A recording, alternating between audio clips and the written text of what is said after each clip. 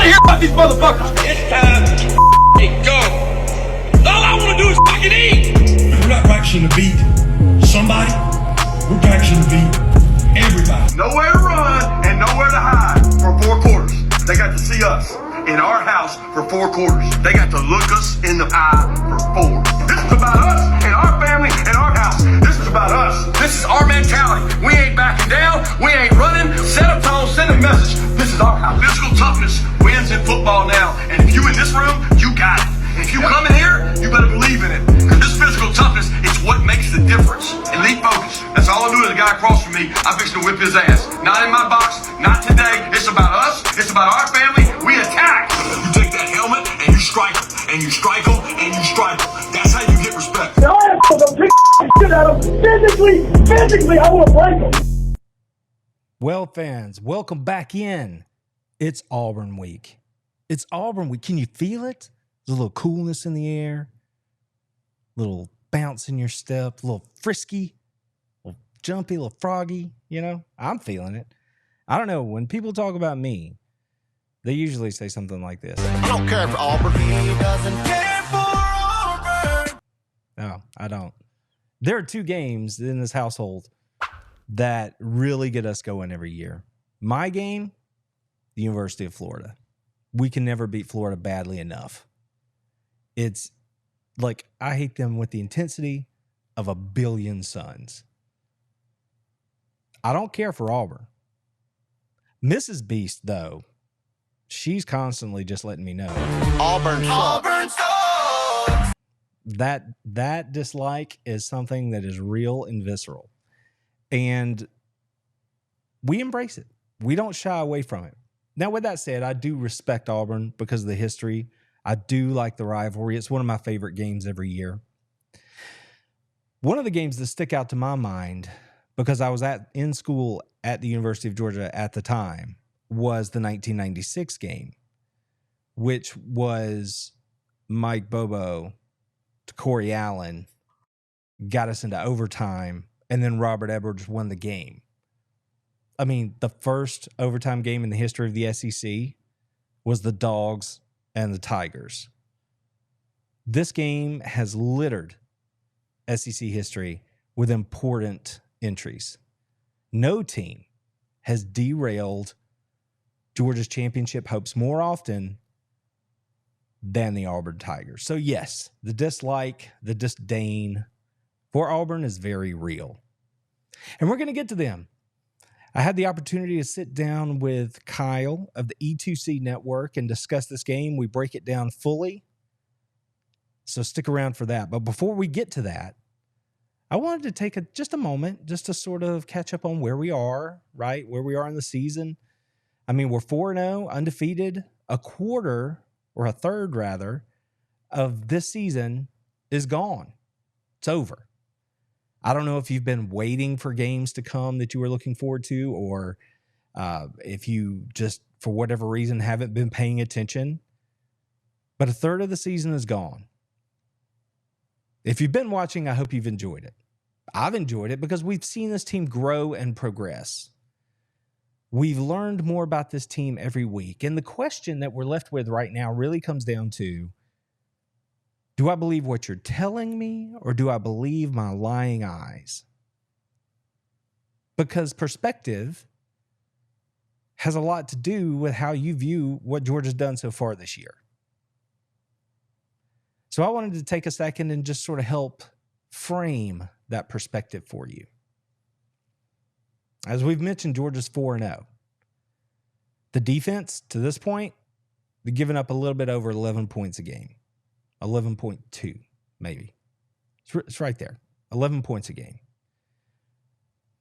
That number is 11.2, having played countless freshmen and underclassmen. They've gotten more reps. I was watching a replay of the UAB game the other day. I looked up at some point early in the fourth quarter, and it was freshman. That guy's a freshman. That guy's a freshman. Playing quality snaps against a Division I opponent.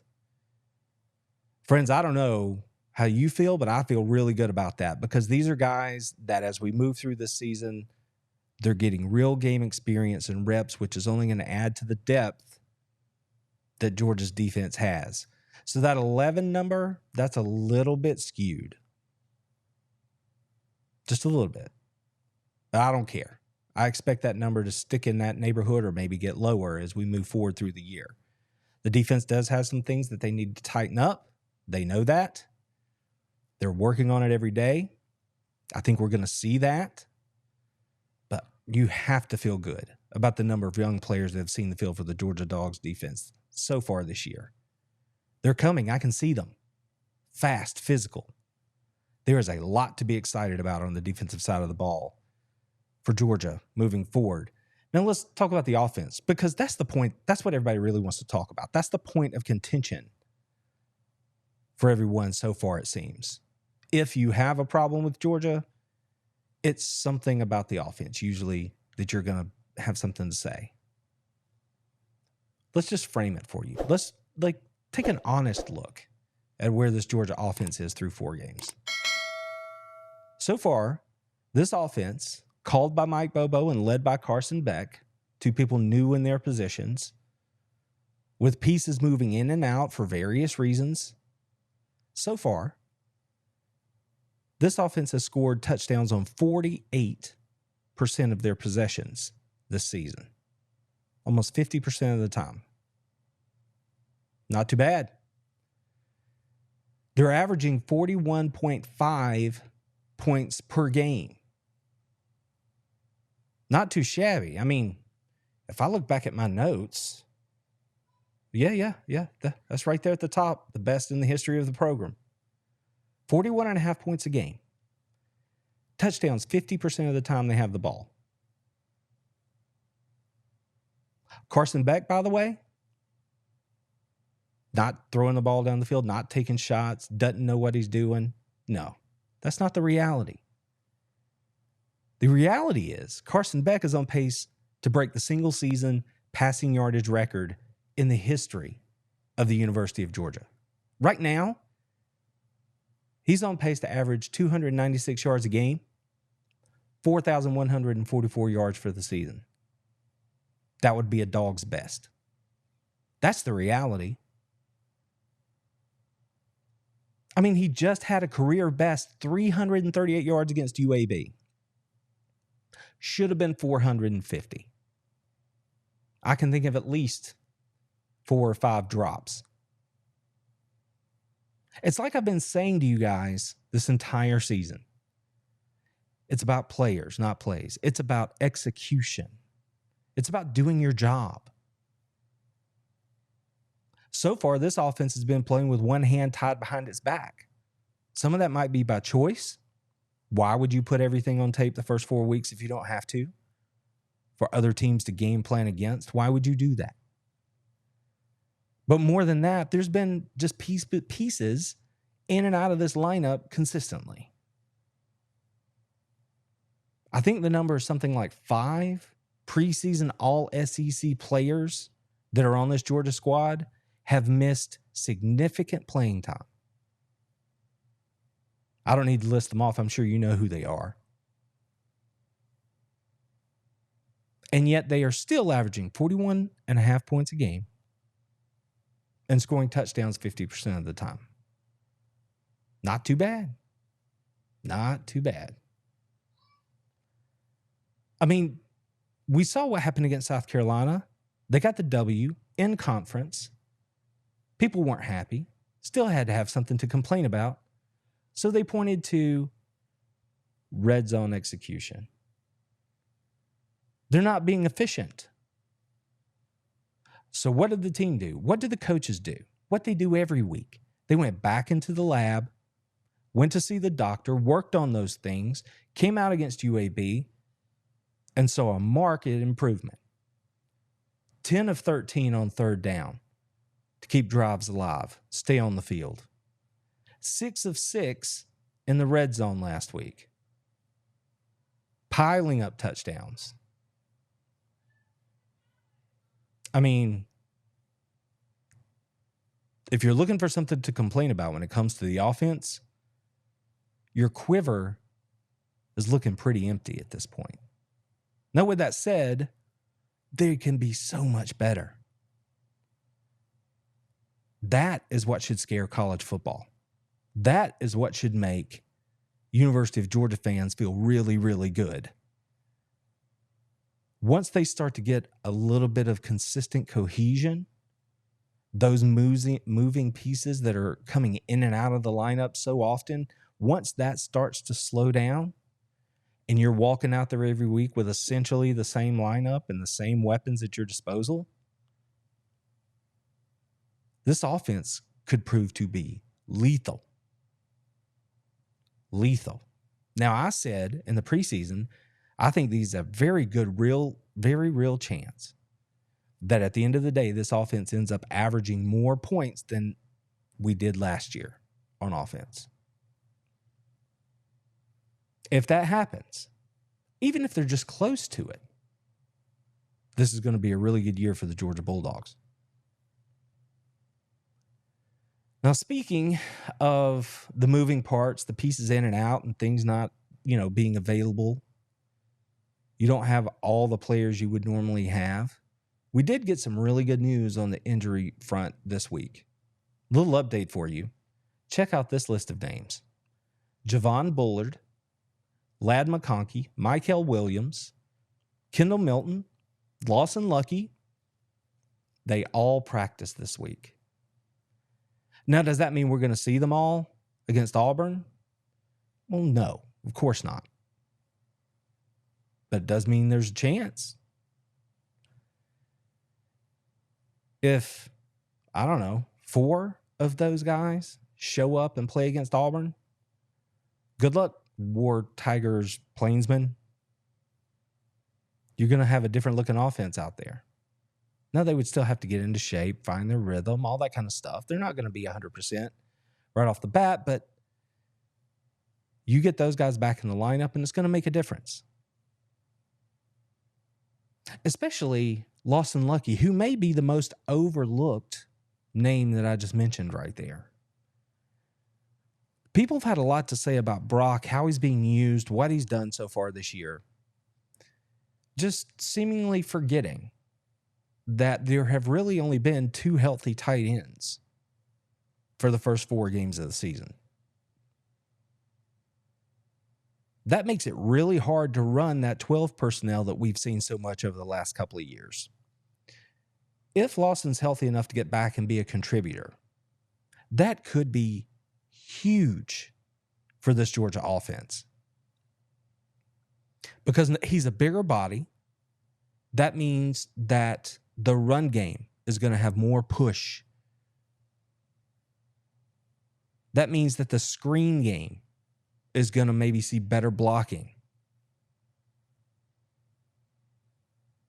That means that Brock Bowers can now be schemed into the offense differently. That means that his routes could change. Further routes down the field. Scheming him open simply because of alignment. When you get that other tight end in there that has to be respected, it could change everything for those who have something to complain about right now. I bet you they hadn't thought about that. Something to consider. I know I feel really, really good about it. Like I said, we're going to get to the preview of the game here in just a minute. But before we do that, I want to take this quick second and remind you that this is Auburn week, and that means that the free football giveaway that we're running ends this week. If you have not yet and you want to, go register, throw your name in the hat to win that free 2022 Georgia Bulldogs National Championship commemorative football. Given to us from our friends at championshipfootballs.com. We're going to have a winner this week. There's only a few days left. Head on over there, get yourself entered. I will repost the link to enter the contest on the YouTube community page. So check that out. Get yourself entered. You don't want to take a chance or take a chance on not being entered, because this ball is beautiful. You're going to love it if you happen to be the winner. So looking ahead to Auburn, we're going to have a nice conversation here. We're going to break the game down for you fully. But before we do that, I wanted to take a chance here, or take a moment here rather, and talk about what we saw this past week. The Dogs got another blue chip recruit, 4-star tight end, Ethan Barber, committed for the class of 2025, chose the Dogs over Auburn and South Carolina. That gives the Dogs pledges from the number 1 and the number 4 tight ends in the 2025 class. Needless to say, Todd Hartley getting it done. That's going to be a big part of this offense moving forward. And then, of course, last week against UAB, we had a bit of history. Kirby is now 85-15 in his first 100 games at the University of Georgia. Friends, when I looked at the names that are on that list, we're talking about Bear Bryant, Nick Saban, but the one that jumped out to me was Steve Spurrier. Being a Gen X guy, growing up in the 90s and just watching Spurrier's Gators own my Georgia Bulldogs, I never thought I would see the day where my program would have that sort of run, that kind of dominance. Yet here we are. Kirby Smart, in his first 100 games at the University of Georgia, has gone 85-15. That's an amazing accomplishment. It makes me very, very proud of not only the football program, but of also the university. And if you have any thoughts on that, drop them in the comments below, because I'd love to hear what you think about it, because I think that is an amazing accomplishment. King Kirby sits on top. Man, these are the golden days, Bulldogs fans.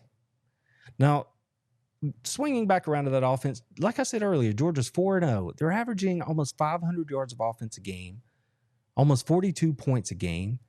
Just like I've said, they've gotten better week after week. That's undeniable.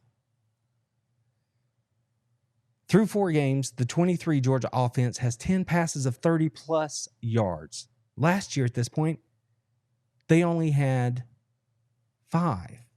And they only had 23 all of last season.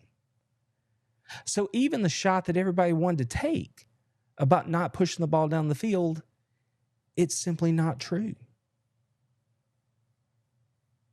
Georgia's getting it done in the passing game.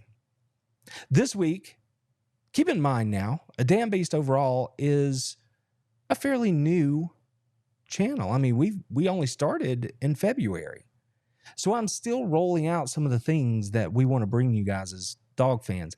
And this week was the first installment where I was able to get my Beasts of the Week out. Now, for a second, I want to clarify, there are 3 levels of dominance here on our channel. 1, the baseline level. That player's a damn beast. If you're a damn beast, then you're going to be noticed on this channel. But there are 2 upper echelon levels. The next level up would be a monster. So if I ever throw that out here, then you know somebody's gone above and beyond and really dominated a game.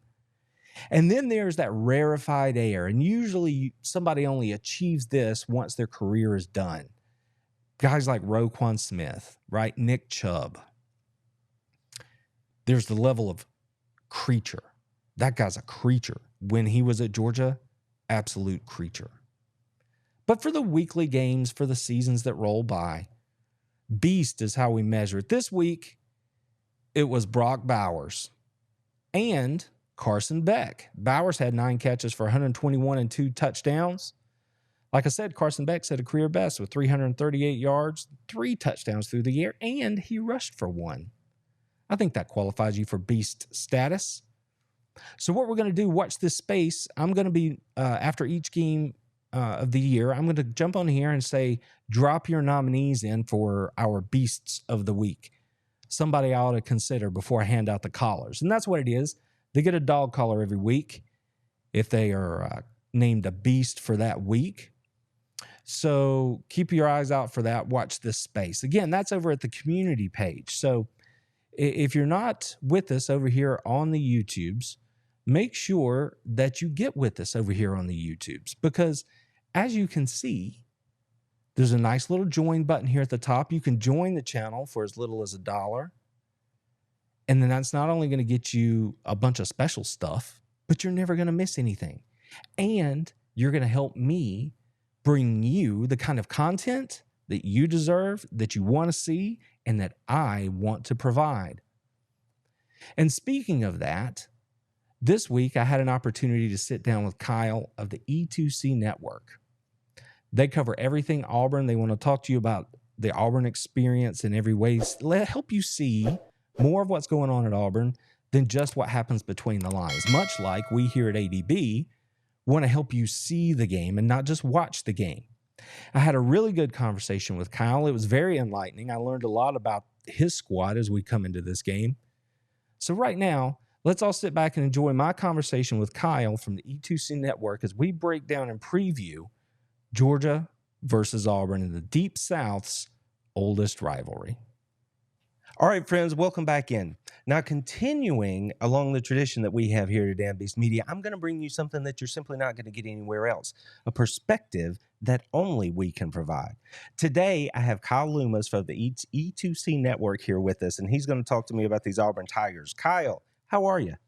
I am doing well. Anytime we can get together and talk about the Deep South's oldest rivalry, that's a good day. Listen, we love our Iron Bowl, but there's a good old rivalry between Auburn and Georgia, and that's a fun thing to talk about. Ben, you are exactly right. It actually came up in the press conference this week for Coach Smart. They asked one of the players who they thought the top rivals were, and I was a little surprised. The way it shook out, Coach Smart, according to the player, had Georgia Tech at 1 and Auburn at 2. Now, being a Gen X guy myself, I would have had maybe Florida and then Auburn. It's so interesting to see how these things shake out, but however you put it, it's a wonderful rivalry, and I'm happy you're here to talk to me about it. Yes. Now, here in 2023, our two teams, from the outside, people might say they're headed in different directions, or maybe they're just not in the same place. That's completely fair. Yep. But one of the things I've noticed is that for both fan bases, there may be a dose of reality in that we need to be reminded to have a little patience about how the season is going so far. If you're looking at it from that angle, how does the Auburn season look so far? Well, it depends on which person you're asking. We've had some therapy sessions on our live streams at E2C Network where there are varying amounts of opinions. I think patience is a very rare commodity right now for a lot of fans for Auburn. For me too, just to be frank, I get on my show and I act like I'm this most patient person. You're not watching the game with me necessarily, so you don't see how I'm ranting and raving about why are we doing this, why are we doing that, or in the stadium for the home games. We're all frustrated. We're all ready to start seeing Auburn be capable of what we know historically it's capable of again.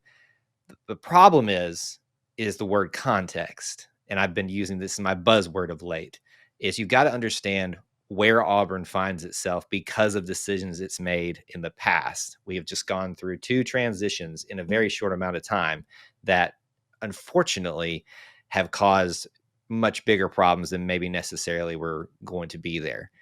To begin with. So for me, the patience question is more about which fan you're talking to. For me, I understand that this is going to take a little while to get back to where we want to be as a fan base. But if you talk to the general public, the temperature is pretty hot in the room, not for Coach Freeze, not necessarily like we're ready to fire him or anything like that. I hope that we haven't reached that point, but it's definitely one of those situations where we are, shall we say, ready to see something a little bit different. Well, this is the kind of rivalry where when you look at it, that's the sort of thing that happens, is something a little bit different. It seems, all right. I mean, I'm closer to 50 than I am to 25. So when I think about this rivalry, it has certainly had its ups and downs and some weird stuff that has happened. I am curious because of what you just said, though, about depending on who you talk to and the temperature in the room. As an Auburn fan, from the outside, all those moves that you mentioned in such relatively quick succession. Yes. I mean, people have to remember this is real world football. This is not like Xbox, right? Where you can just slide Plug the and play. peg over and go at it, right? I mean, it's so from the Auburn perspective, would you agree that changes happening that quickly, that's a bit of an unstable look? I mean, to put it Yeah. mildly, like, Yeah. I think the problem is 2013. In yeah. all the glory that 2013 was, you saw a situation where a Auburn program hit rock bottom after having the highest peak and then went right back up almost to the pinnacle again within seconds, arguably, of another national title. And for some reason, we as an Auburn collective can't get that out of our mind that that's not always possible. Now, in Auburn's history, we have seen quick turnarounds time and time again. I think Mhm.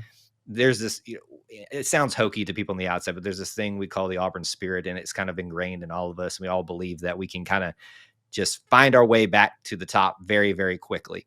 And a lot of times we do. But just I think it's unrealistic, right? Given what we've been through over the last few years to understand that. And I always preach to listen to the coaches. If you're watching the press conferences, if you're listening to the SEC teleconferences or the transcripts, and if you're reading that, if you watch their individual interviews, you've heard all throughout preseason, Coach Hugh Freeze really prep the fans. Be patient. We don't know what we have, but obviously what I heard in that was a little veiled caution because of what he knew he was working with. The cupboard wasn't bare, but it's like you've got, I don't know if this is a good analogy or not. It's like you've got a Fiesta ware set and then like the cheap little plastic set next to each other. You don't know which one you're going to pull out of the cupboard to use that day for whoever you've got coming over to eat. It's just one of these situations where if it all falls in line for Auburn this year, they could be pretty good. They got a lot of talent on this team, but in the same sense, it all has to kind of come together. The offensive line is a great example of this. Lots of great transfers brought in. Arguably, Hugh Freeze had one of the best, some would argue maybe the best transfer portal season, and a lot of those were offensive linemen. But for whatever reason, it hasn't gelled yet. That's the operative term. So, when you just look at this, I think it's a little bit unrealistic to expect such a quick turnaround. But in my Auburn heart, I kind of always hope and believe that it could turn around as quickly too. And here's the thing. I know I keep going on and on about this, but this season's just beginning. We are sadly a quarter of the way through, Yes. but only a quarter of the way through. One loss doesn't end your season. Now, Georgia may have a say in what Auburn's season, the trajectory of which this upcoming game, but Auburn folks just need to kind of sit back, enjoy this first year, take the lumps as they come, and be ready for some highs, because Auburn has shown you in the past that even when they're down, they can make things a little bit hairy for everybody else. Well, I sat in Nashville and listened to Coach Freeze at SEC Media Days. I was, literally feet from me, and he looked right in the camera and answered the question and said, "Listen, we have a better roster than we did. I truly believe that. Are we good enough to beat, name a team, Alabama, LSU, whoever he said at the time?" He said, "I honestly can't say that. We won't know until we go." So to your point, listening to the coaches, I mean, I echo that 100%, because I am one of those people who watches all the pressers. I mean, it's been my career for 25 years to go and actually listen, right? And try to hear beyond the coach speak, because most of the time they're going to tell you the truth. They may not come right out and say it, but they're going to give it to you. So since we're talking about Hugh Freeze a little bit here, at this point, through 4 games, how do you rate Hugh Freeze? How is the Hugh Freeze experiment? And I don't mean that in a bad way. How is it going so far? Well, it is an experiment because, we don't know if it's going to work or not, right? The only way to test something is to get out there and actually just put it to work and see what happens. I think you got to look at it from a couple fronts. Recruiting wise, A+, with what the time he was given to work with. Already pulled flips, obviously, from Georgia and Alabama. I think some people would argue whether some of those were true flips because they were kind of on their way out. But, we can argue semantics all we want. The recruiting aspect, he has done exactly what we know his history has shown, and continues on that front. There's a big recruiting weekend here for the Georgia game, namely because it's Georgia. People want to see the Deep South's oldest rivalry played. So there's going to be a big event all weekend for recruits that are already committed to Auburn, deciding whether they think this thing's for real. So that aspect, he is definitely one. When we talk about through 4 games, have we seen what we hoped we would see from a Hugh Freeze coach team? Meaning he's an offensive minded guy. So you would expect maybe the offense would trend a little bit better in the first few games. We've seen kind of ups and downs on that. If you look at some of the non-conference games, Samford, UMass, you basically did exactly what you're supposed to do. California, I kind of threw out as a little bit of an anomaly because of the travel situation and how quickly that could have been a factor in a very young and very unstable foundation team right now. Yeah. Texas A&M really rocked us to the core because it was a sobering effect to know where we currently stand talent-wise as it's coalescing right now, but as an offense. And so I would say that right now it's barely meeting expectations in terms of offense when you can't even break 100 yards passing against Texas A&M, who I talked with an individual last week and said, our DBs are susceptible. And you guys showed last game that you can, so you should be able to do something. That's very, very discouraging. So I'll say in terms of on the field performance, barely passing right now. And then just kind of the intangibles. Hugh Freeze is a great fit in terms of what we know right now. We all know his past. We can sit here and go on and on about it, and everybody's going to point fingers or defend him or whatever you want. To me, I believe in, forgiveness because it's been given to me. And I think until someone gives you a reason to think otherwise, that you should obviously extend that same grace that I've been given. So for me on that aspect and matching culture, spirituality, if you want to go that route with a lot of what the fan base kind of aligns themselves with, he is a really great fit. So if you had to ask maybe like a grade right now, I'd say we're sitting in the B to B minus territory, just because the 4-game performance has not been what you would expect it to be.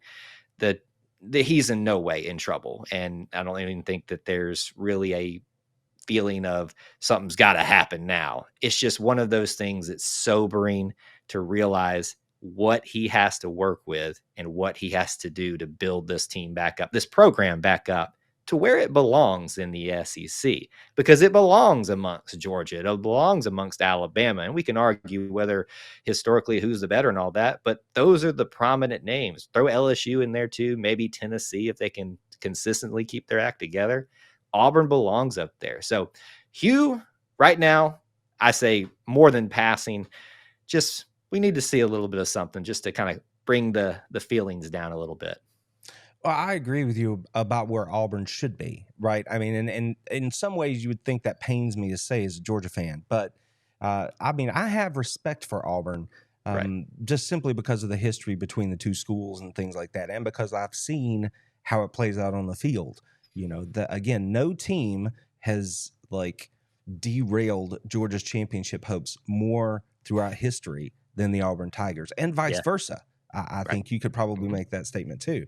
So I have full respect for Auburn, and I want them to be good because that's what makes the rivalry good. Yep. Now, earlier this year, I posted a video where I was talking about the warning spots for Georgia's schedule, because there's been so much talk about how Georgia started and the way the schedule is going to look, the first part of the season.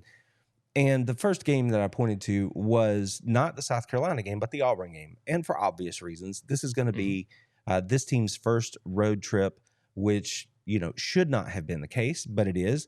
So they're bringing a new quarterback, a new OC, a lot of young players.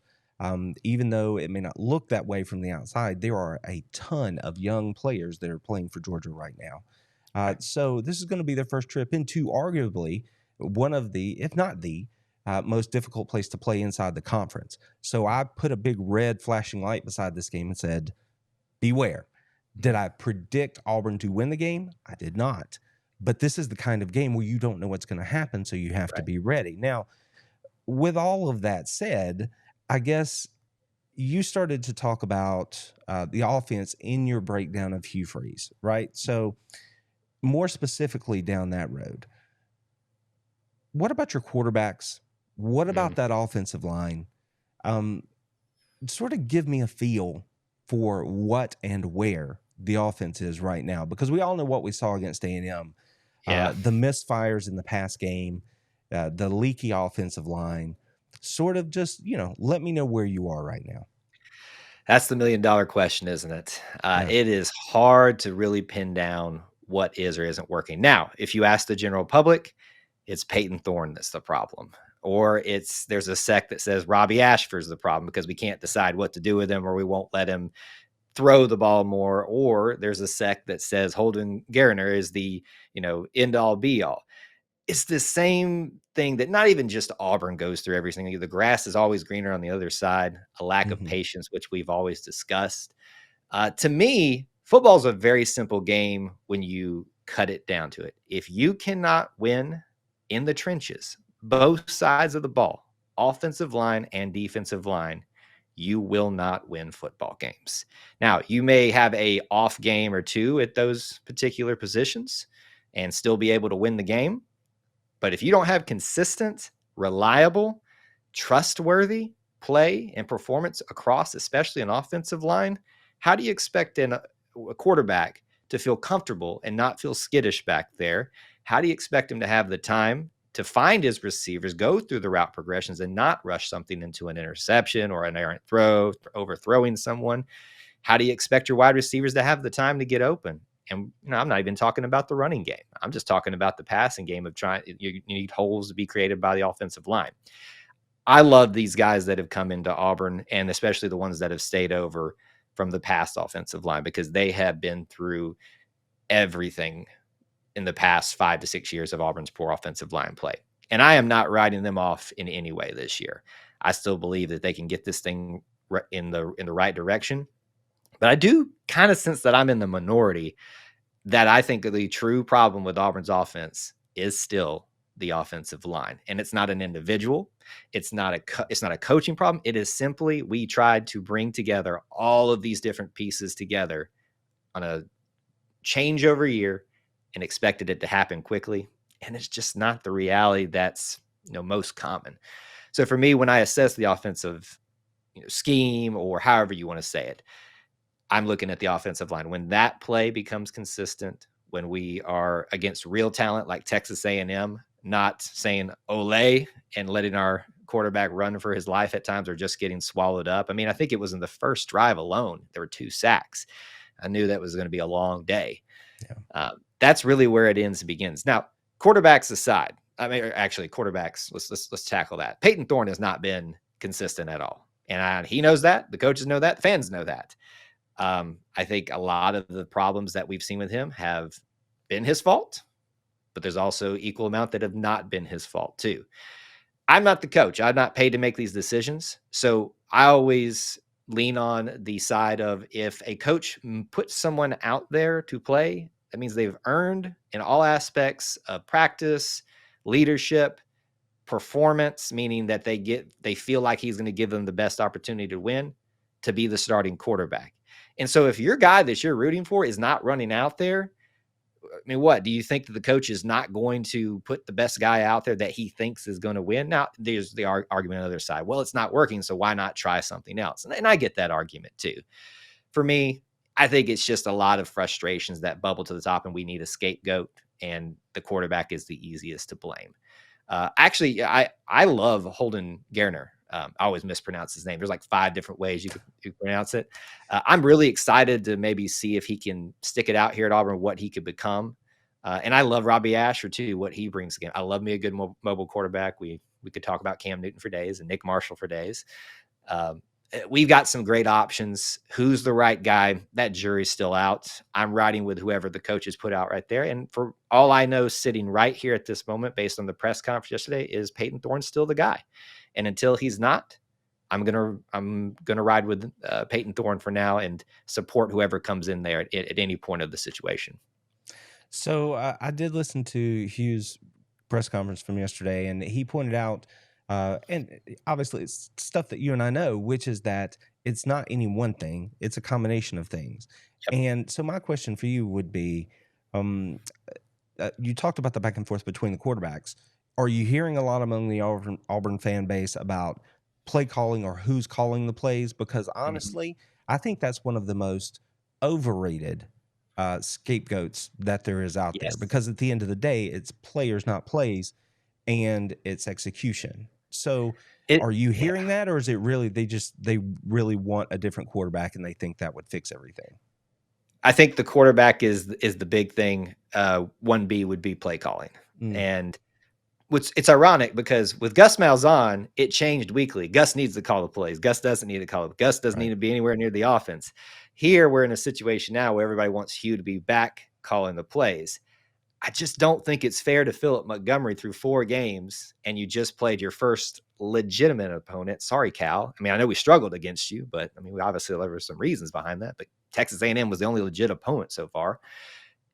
I just don't see a reason to panic and say, well, Philip can't call a game. He's got plenty of coaching experience. You could argue maybe his head coaching experience wasn't super successful over that time, but he's got a great history of being an offensive coordinator who can get things done. So I say, let him cook. I think it's the phrase the kids are using these days. Let's give this team, I would ask for the year, but I know that's not a reasonable request for so many people. I don't think there's anything wrong with Hugh getting more involved in the play calling, but what he pointed out in the press conferences is that it tends to create more confusion than help sometimes. And if he's saying that, my suspicion is that's already been attempted in practice and he's already seen the effects of that. And so right now, a team, an offense, which is mainly what we're speaking about right now in terms of play calling and what's wrong with the offense, consistency is the key. Trying to create a consistent terminology, framework. How are we going to operate? What can we fix? Because if you're changing who's calling the plays, if you're changing the terminology every so often, adding someone else's opinion into the mix more so than it was already there, you're just creating the cycle of, well, this works all of a sudden. Let's keep going there, but then it doesn't work. And then we're going to change it again. Consistency is really the big thing I think that's this team, this offense needs right now. So if he wants to call the plays and he thinks that's what's going to get us over this hump right now in this part of the season, I'm all for it. But to me, what I read into what he's saying, I think it's time for, again, I'm going to use the phrase, patience. Yeah. Yeah. Well, I mean, I agree with you that you have to have that philosophy. Who are you? You got to figure that out and live by it. So let's flip over to the defense real quick. Now, is this defense any good, or is it a product of who you've played so far? That's a good question. Because I watched 2 games so far from Auburn. I watched the Cal game because I'm a late night college football maniac, and I watched the Texas A&M game as much as I could around my day job. So because I'm watching, a handful of other games also, but I am curious. I can't make heads or tails of it. I can't come down solidly. What would you say? I'm actually surprised that we're talking about the defense being Auburn's strongest part of its game right now. Not that I thought we were going to fall off a cliff. Auburn traditionally is a great defensive team. Gone are the days of Kevin Steele when he was here, just putting out dominant defenses that were never supported by offenses.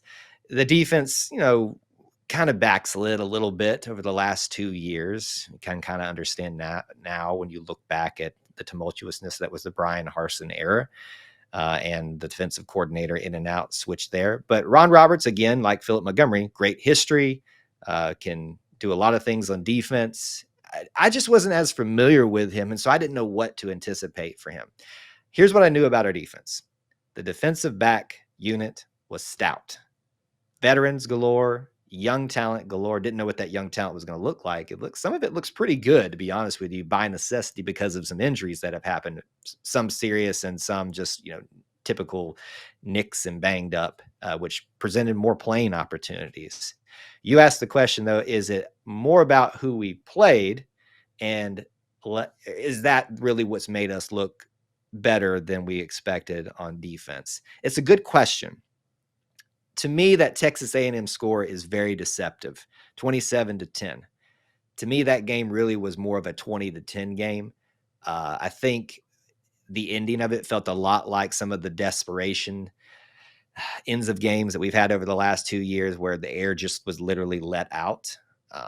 Not to say that Texas A&M is an world-beating offense, but they're no slouch. They got Bobby Petrino, who's a great offensive mind, and I think there's something to that. They kind of kept them in check for a lot of the game. To me, I think the defense is legit.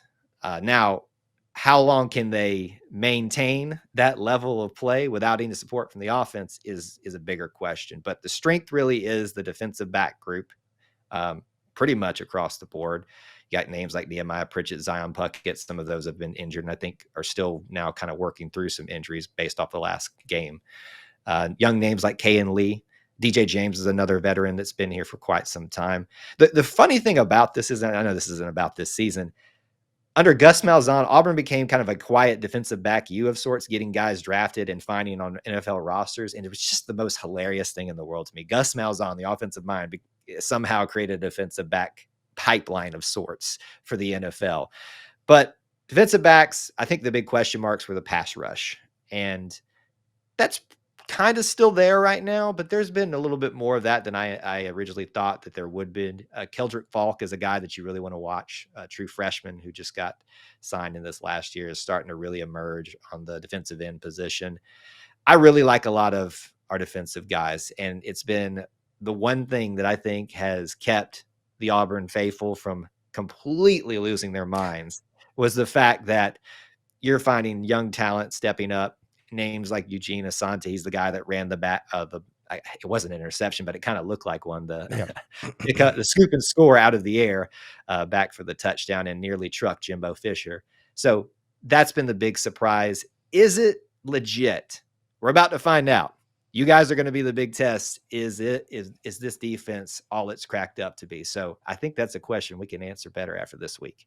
Probably so. And on the flip side of that coin, there are going to be a lot of Georgia Bulldog fans who are going to pay really close attention to that side of the ball as well. Because like I said, we have those among us who are not the most patient also. So it's kind of a prove it game for some of those dogs. Now, this is your opportunity. Give me the E2C breakdown of my Georgia Bulldogs heading into this game. Wow. Oh, man, that's a good question too.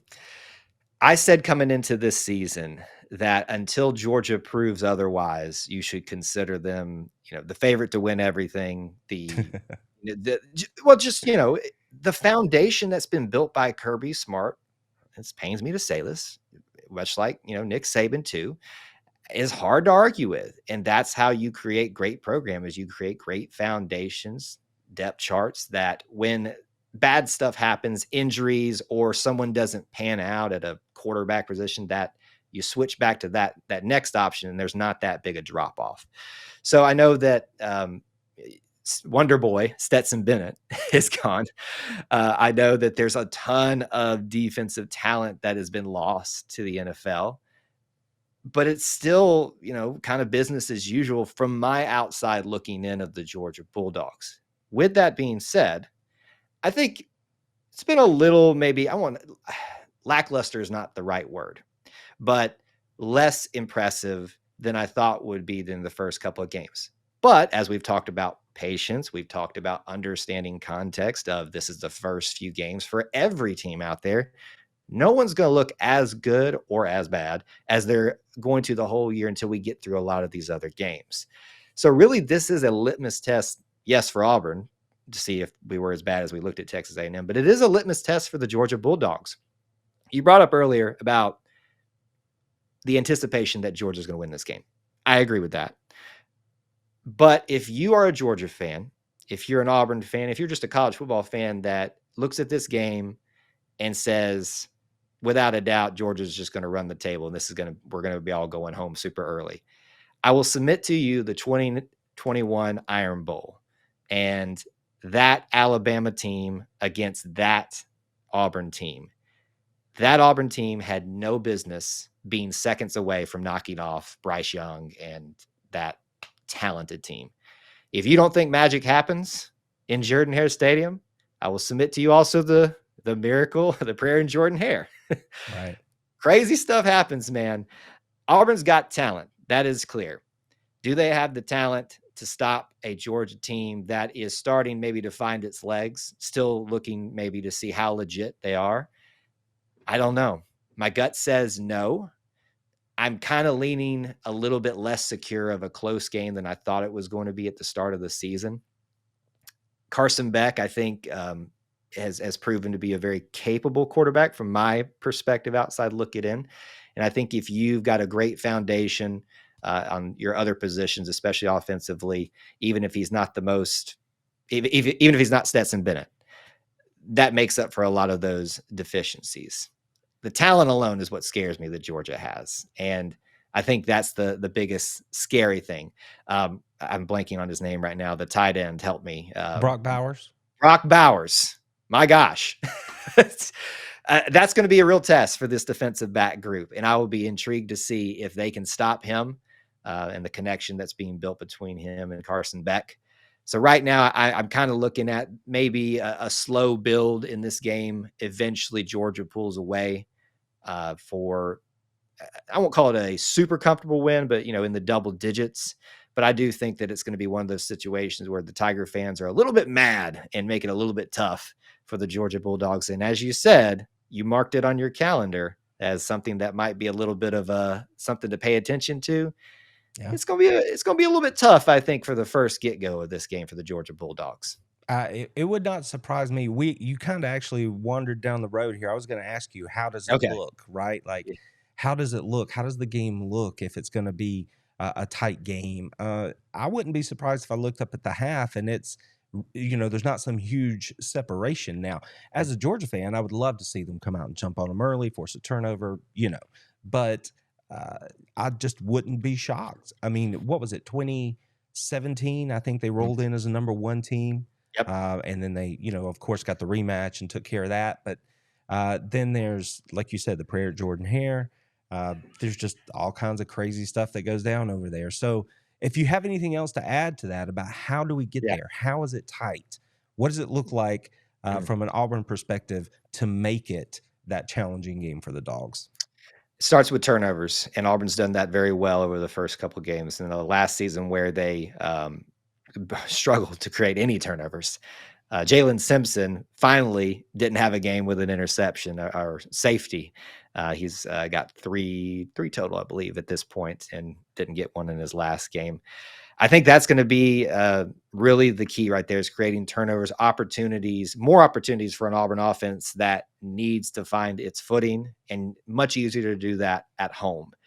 So if Auburn can get an interception here, create a fumble recovery there, my gut tells me it's going to need to be 3 turnovers to really make the biggest difference. But if we can get, 2 there, that really makes something interesting.